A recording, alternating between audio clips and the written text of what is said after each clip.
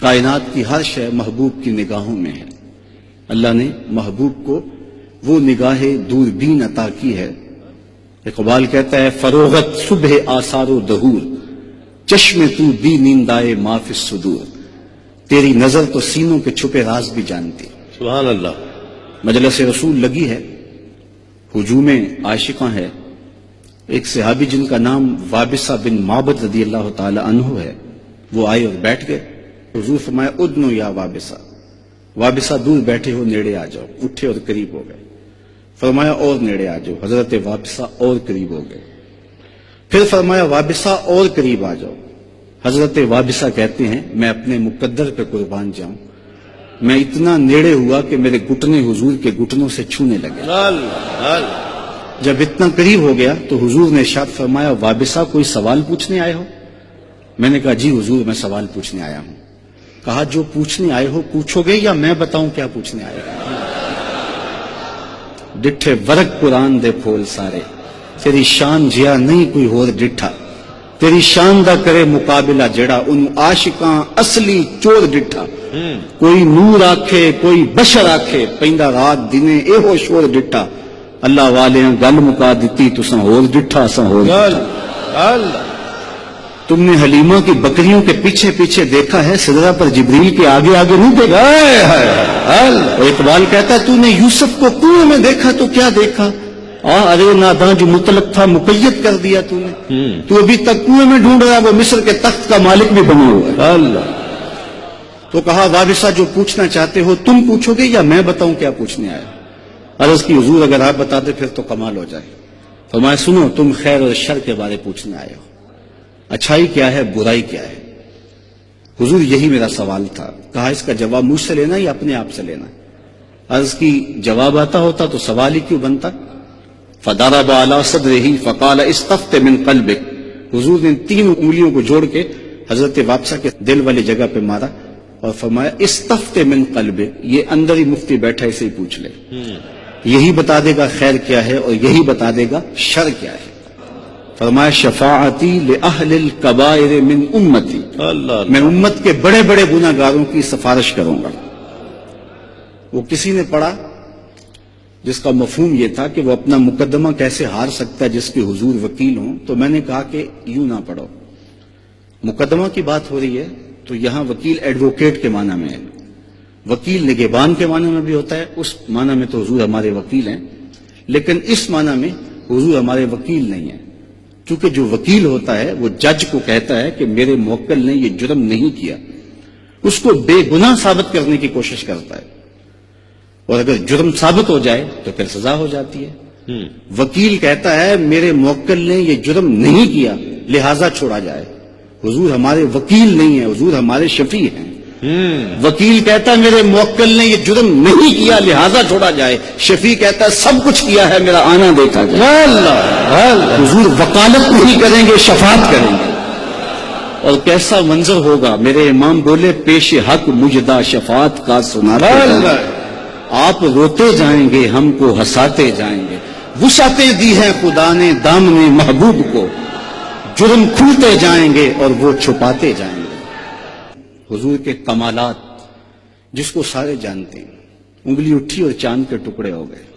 سورج پلٹ کے اثر کے وقت پہ آیا اور سڑیاں کھجوراں اگا جاندا ہے، اور پتھراں نو کلمے پڑھا جاندا ہے.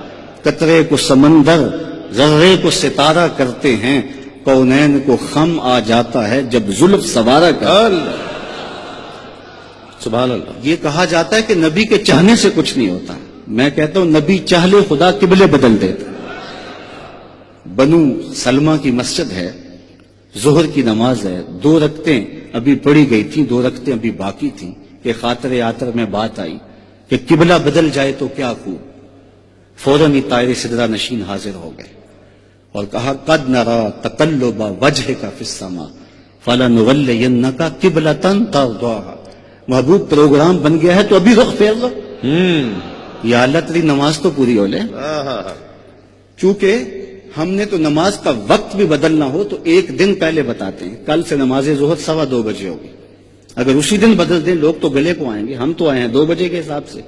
اب 15 منٹ اور انتظار کریں نماز کا وقت بدلنا ہو تو ایک دن پہلے بتانا پڑتا، یہاں تو قبلہ بدلنا تھا، ایک نماز ہی پہلے بتا دیا جاتا، کہا نہیں محبوب ابھی رخ پھیر لو، یا اللہ تیری نماز تو پوری ہو لے، کہا میری نماز بعد میں پوری ہوگی، پہلے تیری مرضی پوری ہو۔ می وریا کستوریاں دا جدوں یار نچوڑیاں زلفاں، می وریا کستوریاں دا جدوں یار نچوڑیاں زلفاں، قبلہ اودے بنیا سائن جدے یار نے موڑیاں زلفاں۔ وہ تو رخ پھیر دے خدا قبلے بدل دے، کوئی حد ہے ان کے عروج کی، بلغ العلاب کمالے۔ اور میرے امام بولے خرد سے کہہ دو کہ سر جھکا لے، خرد سے کہہ دو کہ سر جھکا لے، گماں سے گزرے گزرنے والے، یا خود پڑے ہیں جہد کو لالے، کوئی کیا بتائے کدھر گئے تھے، سراغ عین و متا کہاں تھا، نشان کیف و الا کہاں تھا، نہ کوئی ساتھی نہ کوئی راہی، نہ سنگ منزل نہ مرحلے تھے، کمان امکان کے جھوٹے نکتوں تم اول آخر کے پھیر میں ہو، محیط کی چال سے پوچھو کدھر سے آئے کدھر گئے تھے، کوئی حد ہے ان کے عروج کی، بلغ العلاب کمالے۔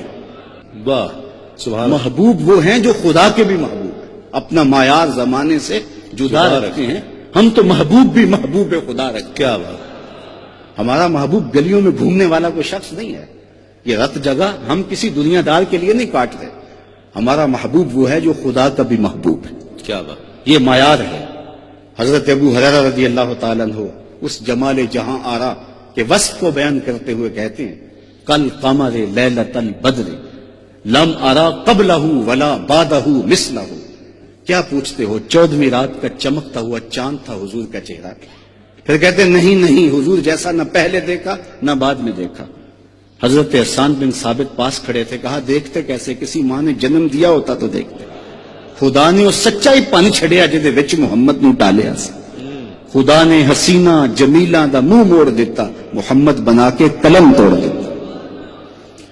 چہرے کا حسن تو چہرے کا حسن رہا۔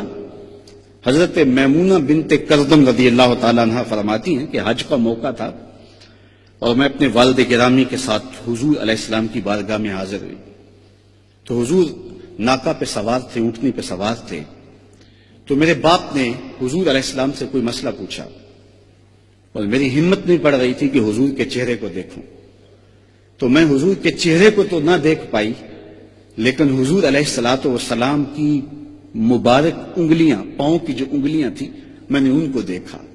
فرماتے ہیں فما نسیتو فیما نسیتو طولا اسوا، کہتے ہیں آج تک حضور کی انگلی کا وہ حسن ہی نگاہوں سے ہٹتا نہیں ہے۔